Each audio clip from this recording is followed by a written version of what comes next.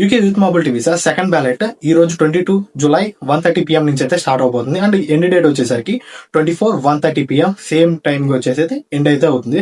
And second ballot లో మనం చూసుకుంటే ఫస్ట్ బ్యాలెట్ లో 3000 ప్లేసెస్ అయితే వాళ్ళైతే రిలీజ్ చేశారు. అండ్ ఈ 3000 ప్లేసెస్ లో ఫిల్ అయ్యి అండ్ ఇంకా పెండింగ్ ఉన్న ప్లేసెస్ అయితే ఈ సెకండ్ బ్యాలెట్ లో అయితే రిలీజ్ చేస్తారు. ఈ బ్యాలెట్ లో కూడా ఫిల్ అయ్యి సేమ్ ఫస్ట్ బ్యాలెట్ లో వచ్చినట్టే 2 weeks ఆఫ్ టైం లో అయితే మనకైతే మొత్తం స్టేటస్ అయితే వస్తుంది సక్సెస్ఫుల్ అని.